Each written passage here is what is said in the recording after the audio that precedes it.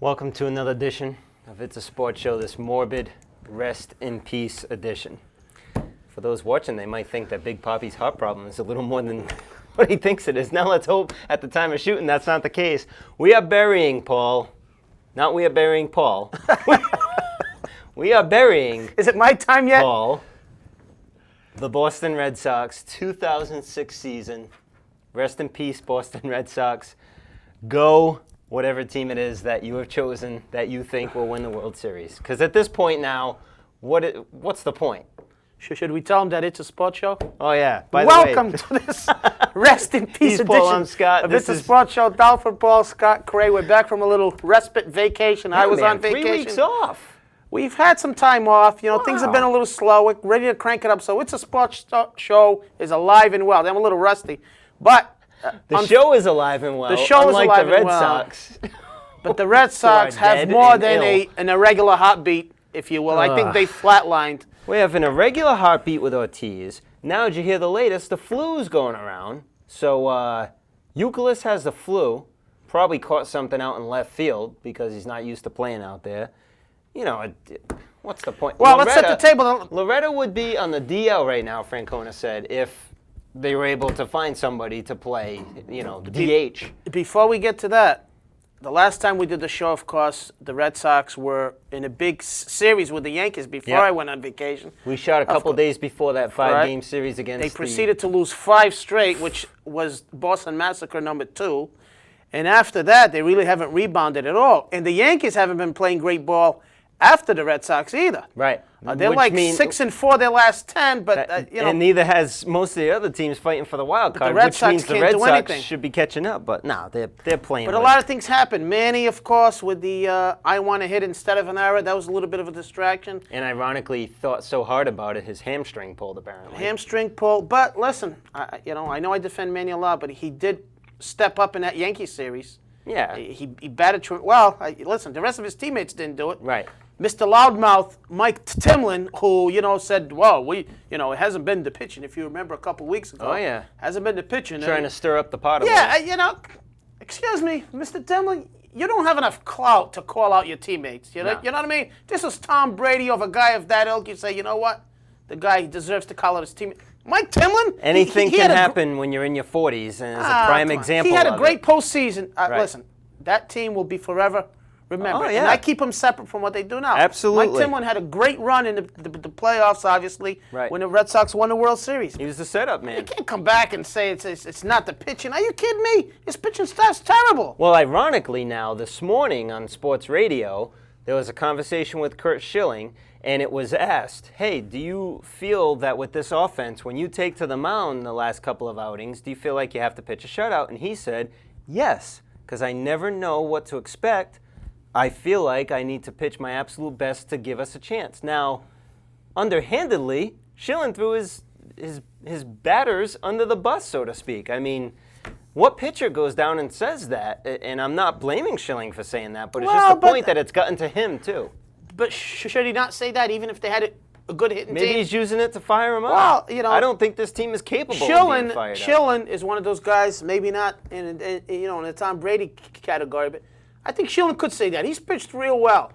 And for him to go out and say, I feel like I have to pitch, you know what? Every pitcher should have to. You don't know what your team's going to do. It could be in an offensive slump, especially now. But it's obvious. I mean, the team has no life right now. Do you realize that last night's lineup, of course, we're taping the show on Tuesday, January 20. January? Wow. Holy crap. I got to put on my winter jacket. I told you I was a little rusty from a little too much sun. I hope I don't have any snow in the driveway. A little too much sun in Florida. August 29th. We're taping the show, and last night's lineup, there was not one person from last year's playoff lineup. I know. Which tells you where this team is at right now. But 9-0, I mean, you've got to bring a little something to the table. Iass is playing left. We've seen Loretta DHing. He could barely even run. Was he batting second, I believe? Yeah, he's somewhere in there. Iass was batting the 4-hole at one point. Pedroia's there. I mean, Pena's batting. Now all of a sudden there's more than one Pena on the team. They're acquiring people I can't even keep track of. Kaysen Gabbard. It sounds like an alligator name. I don't know. He's pitching because what's his name is on the DL now. Who just went on the DL? Starting pitcher. I'm having a brain fart. I'll figure it out. You just keep talking. On the DL? Yeah. Somebody just went on the DL. Yeah, No but shocker. it's not. John Lester. Lester, thank you. That's what it was. Back problems. We're all He's on a the little DL rusty now. The one good shining thing for the Red Sox up until the past couple of weeks, Jonathan Papelbon. He's having issues now, and no doubt he's hit the wall as a rookie. And all year I said, watch how much you use this guy. And I'm not going to knock them and say that they weren't a little conservative here and there. There's people talking about, you should bring the guy in for the 8th and get the last 6 outs. That's just ludicrous. But he's broken down now. So, not that you could get to him with a lead anyway at this point. Right now, it's just a total mess. As we stand now, they're 7 games behind the Yankees, 6 games behind the wild card behind Minnesota and Chicago. So hence the rest in peace, because I, for one, don't think they can make that much ground up come on. in 31, 32 games. First of all, do you have any hope whatsoever? No, I do you have any glimmer of hope? Is there any light at all without mathematically being eliminated? First, it starts at the top, where you look at the best case scenario is them somehow making it into playoffs. They do play a lot of these teams. Right. Now, at that point, I say, what's the point? This is not a playoff contender team, so therefore, I'd rather they just play the young guys. Well, it's not going to matter, though, because there's no such thing as a draft. It's not like the NFL where if you don't make the playoffs, you're going to have a much better draft pick. But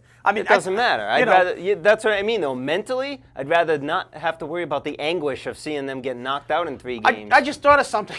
Well, there's a start to a good show. If you were in the clubhouse and you were reporting, you asked Terry Francona about the playoffs. Yeah. I think he'd quote a famous football coach. Playoffs? Right. Playoffs? Right. Are you kidding me? Playoffs? We're just trying to win a game. So, I don't put a lot of the blame on Terry Francona. Sure, he's made mistakes. People are pointing some fingers towards him. Come on. Baseball is a game that you can pinpoint a lot of different things through every manager, through every game. Right. It's easy to have 2020 and say he should have done this, he should have done that. The example you brought up with the Papelbon for the last 2 innings, which you said he was going to do. But Francona is a very small part of this whole equation. Right. Injuries are a very small part, but they're just not flat out playing.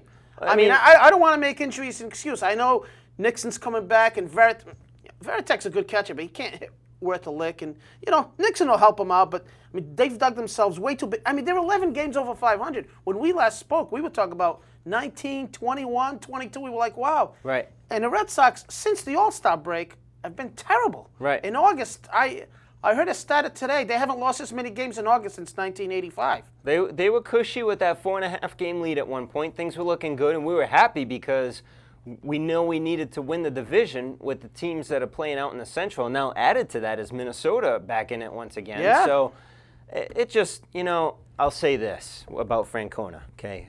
I can see the close-ups on me. Even the best mechanic in the world can't do an oil change without the tools. Quote of the week. you know what I'm saying? Not bad. Like no.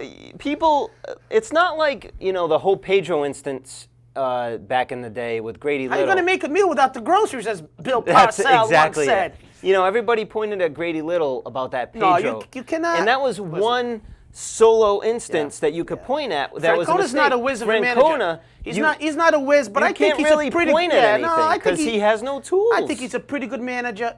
And let's backtrack here. I'm not saying that Bobby Abreu would have sparked this team. They didn't make a move. They took a chance. He'd be a great replacement for those who've been hurt. The young kid's kind of tired. I Yep. mean, this remains to be seen. The young kids, they took a chance of not getting rid of a la Hansons and Lester's. And, I don't blame him. I think Lester's got a very good future. Lester and Papelbon. I'm not sure about Hanson and Del Carmen. So eventually, I think those guys will be traded. But since if you take away Baltimore, Yep. and you take away the National League, Red Sox would be in a much deeper hole. Of course. So they haven't really fared well against the good teams. And, they have a lot of questions going to next year. As we speak again on Tuesday, August 29th, Big Papi's got his second bout with an irregular heartbeat. Right. Now, there's a lot of different things that could happen there as far as treatment. Hopefully, it's not of the serious variety. And to his credit, he wanted to play. Right. And to the Red Sox credit, the organization that They stopped him.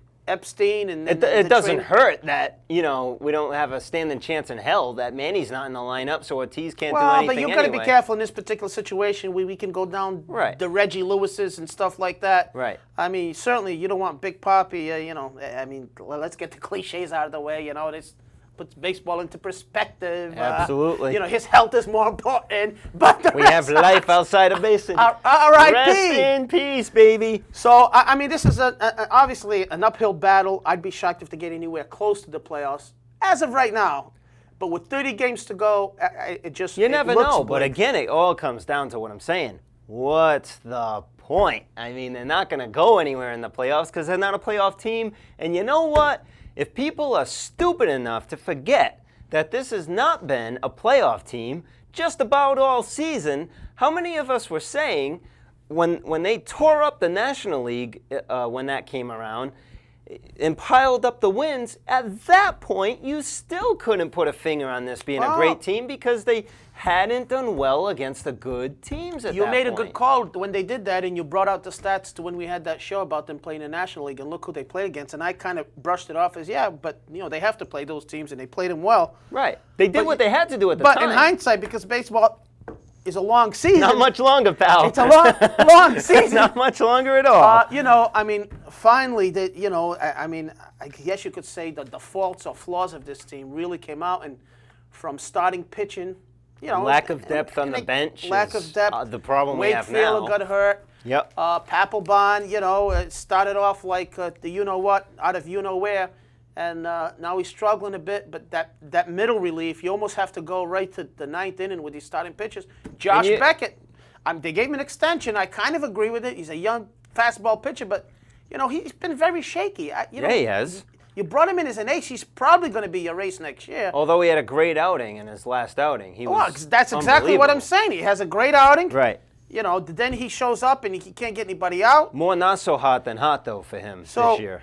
He's gotten good run support. That's the only reason why he's flying under the radar just a little bit. They're struggling big time right now, as everybody knows. And who knows, by the time people watch his show, a couple days later on Thursday in Rhode Island. And hey, maybe they could be a game out at that point. Well, they had their chance. They were 5.5, 4.5. Right. The Yankees lost all week, and Right. the Red Sox couldn't make up any ground. They did the same and thing. They lost last night 9-0. Hello. Well, let's not forget, too, that these guys haven't had a day off in forever. After that 5-game Yankee series, they went to the West Coast to play 9 against decent teams. I don't know about Seattle. They shouldn't be losing games to Seattle, getting shut out by rookies. That's a joke. But how much, with Manny being out with his hammy, when Manny was out and Ortiz was playing, it all showed us how important Manny is to Ortiz in that lineup. And it got me to thinking, because I was always kind of like, you know what, when Manny's up, send him. I was just hoping he wouldn't go to the Yankees, because that's what I think he will do.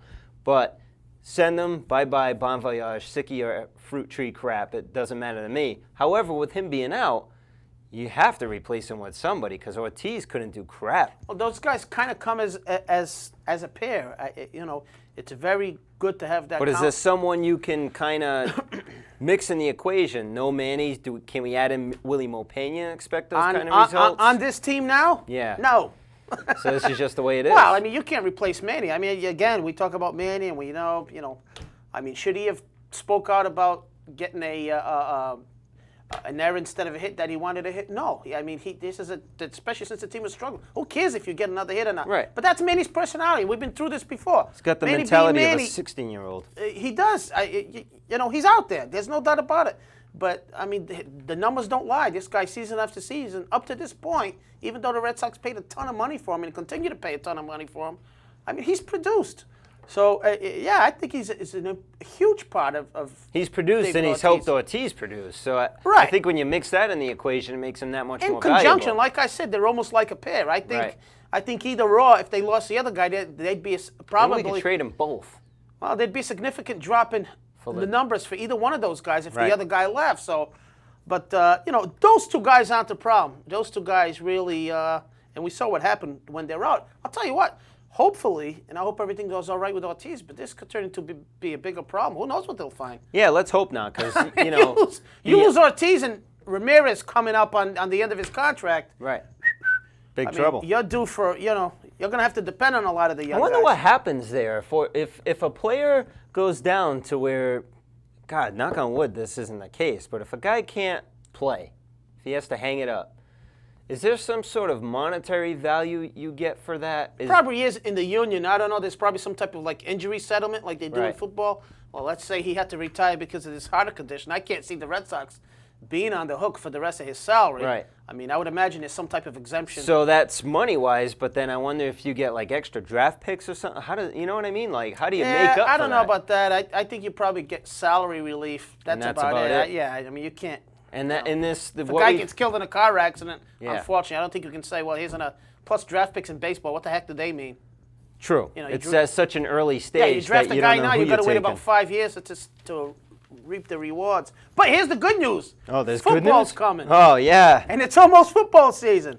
Patriots smoking. Who'd they play? The Redskins? Redskins. 41-0. 41-0. Unbelievable. And we'll have, I guess, next week is a football preview show. So for you football nuts out there, Next week's the week to watch. email us with some fantasy questions. We're big into fantasy football. Yeah, I think I've got my. We'll answer them next week. You have any drafts yet? I have a draft coming up this Sunday. I think I have it this weekend too. There's a lot of questions in the NFL. I'll tell you, there's a lot of questions as A far lot as of players. fantasy. Well, yeah, You don't especially know in the if they're running gonna back start. area. Yeah, you don't know if they're going to start Exactly. or if they're going to You've back got Larry up. Johnson, LaDainian Tomlinson, and Sean Alexander, your top three. After that, Nothing. boy, there's a lot of We questions. kind of saw that happening last year, though. That number a little of bit, but running it's backs. still, I think it's still expanded out. But now Clinton Portis with a banged up shoulder. Tiki Barber had a tremendous year. You don't Yep. know. Ronnie Brown, my own Ronnie Brown in Miami, so far hasn't had a great preseason because of the offensive line. So there's a lot of. I'm in a keeper league, and I have questions. Tomlinson, so I ain't sweating it. But I'll tell you, the Patriots, as much as I hate to admit it, I mean, Tom Brady is, I don't know if I've ever said this, he's probably the best quarterback in the NFL. Uh-oh. Oh, he is. The guy just knows what to do with the ball. Right. He's out there playing with Bam Childress, Yeah. Rashae Caldwell. Ben Watson had a terrific game, and he could be a pretty good tight end in this league. It looks like he's headed that way. But, Tom Brady just knows what to do with the ball. And they just romped the Redskins, who, not to take any credit away from New England, the Redskins and that little weasel Snyder spending all that money. Boy, they Yeah. look terrible. Yeah. Their offense looks terrible. But, if we lost 41-0, everybody, fans, the press, the coach, everybody would be saying, it's practice. It doesn't matter. It's just man. practice. We're talking about practice. But now we win 41-0 and it's, whoa, Patriots are on their way to the Super Bowl. Well, of course. You're not saying that. I'm not saying that, but the fans here's the are. thing, though. That is kind of a dress rehearsal, that third game. Right. Believe me, I don't put any stock into it. But, the Patriots played as well as they could. You can't take that away from them. No. And like I said, I think Tom Brady can make you-know-what with you-know-what. And this Deion Branch situation, Ugh. I'll tell you, you get this guy, Deion Branch, the tight ends he has, and maybe another good receiver. Yep. I'll be honest with you. They're going to be tough to. I don't know. I watched the game, and they're well coached, and everybody, I guess, plays their position. But sometimes you wonder how they do it. It's not Isn't the like Deion Branch situation getting to be a little bit of a pain in the ass, though, at this point? I mean, they basically offered him up to go wherever he wants at this point, reasonably. Well, that was a pretty smart move by New England, saying, okay, you don't like our offers. Go get a see trade, what you can find. see what you can get. And, Right. They still have the rights to him. They basically hold all the cards. I understand Deion Branch's situation. He's only getting paid $1 million a year. He feels like he's worth more than that, and he probably is. Former Super Bowl MVP. I think he's signed worth the more. contract, though. What is this, the Terrell Owens era all of a sudden? You signed a contract for a dollar amount. Yep. Be happy. Another fruit tree. Well, he's Another probably one. worth more to the Patriots than he is to other teams because the Patriots have not exactly a lot of quality at the wide Right. receiver position. But here's the He problem. fits into their Here's the scheme of problem. things. In 2002, they signed him as a rookie. Yep. He looked good in camp and in drills. So the Patriots held out for a 5-year deal. Right. His agent only wanted a 4. So now, every offer the agent gets, he divides it by that 5th year. Right, because he's So considering the Patriots it. are saying, well, we've offered him $6 million a year with the next amount of signing bonus. The agent says, well, if you divide that by another year, so which listen, He signed the contract. I kind of agree if with- the dude got hurt 3 years into the season, he'd be damn thrilled. 3 games into the first season, he'd be thrilled he's got $1 million contract. I kind of agree with I can see both sides of this equation, but I mean, like I said, from an organizational standpoint, if he's in there with a couple other receivers, I mean, the Patriots are going to be tough. I still think my Dolphins are going to win the division because. Do you really, or are you because I'm just being Dolphin. an idiot? You just saying it, or do you really think the Dolphins are going to win the division? I mean, how have they looked this? They've looked okay. fall? I think the Dolphins are going to be a team that, in all honesty, are going to get better as the year goes on because they do have many new players. I think they've looked pretty good so far. Right. I mean, but We saw what they could do last year. They were very capable of winning. I joke around a lot, but you do need a little bit of camaraderie. Miami's got a few people on defensive line. Yep. Some defensive secondary. They've basically replaced the entire secondary. So I think even with Dante Culpepper, he's looked okay physically. Yeah. He's got to acclimate himself to his receivers. The offense is a little bit different, so I think it's going to take a little time. But I feel strong that they can challenge the Patriots for the division. We'll have a football show next week, and Unbelievable. we'll make our predictions. We ready to end the show? How much time, Jen? Probably way too much. Jen? 10 minutes. Tiger Woods. What clock are you on? Holy moly, I felt like I've been talking for 2 weeks. That's because we're used to talking about so much Red Sox. There's nothing. Let's talk about something else because, as you know, I don't like football that much. Yeah, right? Because it's a short is season. that your team this year, the Cincinnati Bengals? I don't know if Well, it's the Niners, the Bengals. Before we get into who my team is and who it isn't, did you hear about Jerry Rice signing a one-day contract with the San Francisco 49ers just to be able to retire? How classy is that? Not just from an organizational standpoint, but from a Jerry Rice standpoint. Well, there's no doubt he's a 49er and the greatest receiver of all time, possibly the greatest football player of all time, although it's hard to say because it's pretty damn close. Different positions. He's in there. He's in the conversation anyway. I would agree with that.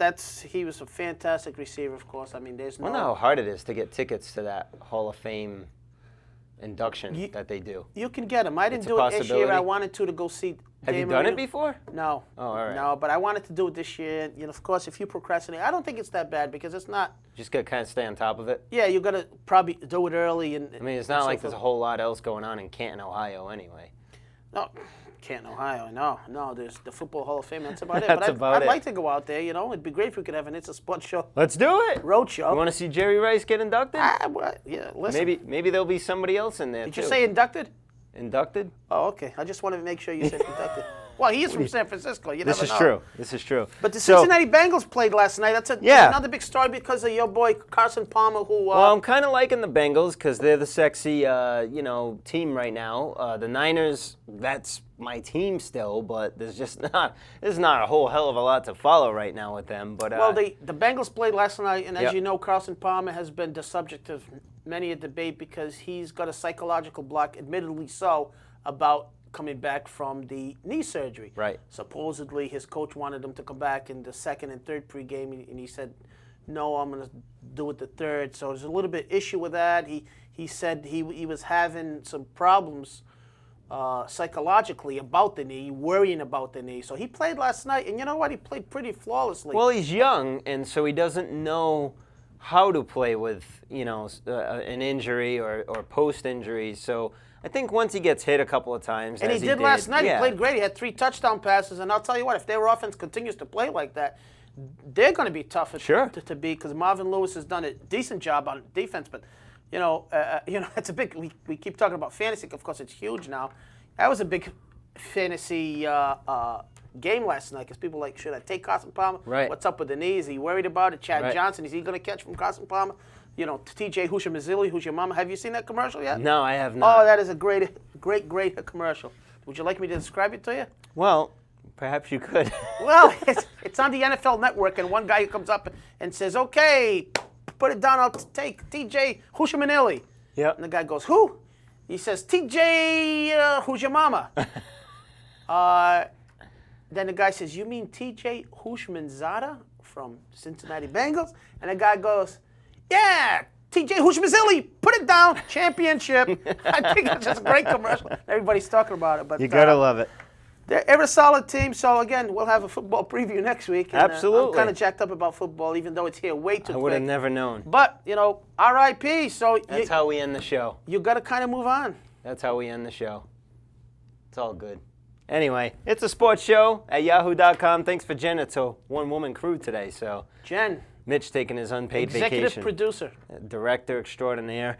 It's a sports show at yahoo.com, like Paul mentioned earlier. If you want to send us some emails, any questions you have about fantasy or how you think your favorite team might do this coming football season, we'd be happy Absolutely. to Email kind of it. analyze it. We're just the regular opinionated people. We don't, We'll track down. We'll have an opinion on your team, whether you like it or not. Hey, Jen, you have a football team?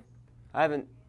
Patriots? Oh, all right. So It wasn't like the days of Kathy Pettit when we had to follow the Tennessee Titans and talk about how certain quarterbacks were hurt every single week, although this year he's looking pretty good. I'm glad you brought that up. A couple interesting points in the NFL. Yep. Kerry Collins signed by the Tennessee Titans, and this one, I'm sure, again, by the time people see this, they will have heard. Right. Jeff George. Yeah. Talk about R.I.P. and rising from the grave. Right. Has been signed by the Oakland Raiders. Doesn't mean a thing, though. Doesn't mean a thing till he gets on that football Doesn't mean field. anything until you ain't got that ring. Yeah, that's it, baby. Who said that? You. I did. I just came up with it. Once again, thanks for watching. We'll see you next week. Approaching show number 150 shortly. We only got a few weeks to go. Stay tuned. Thanks for watching.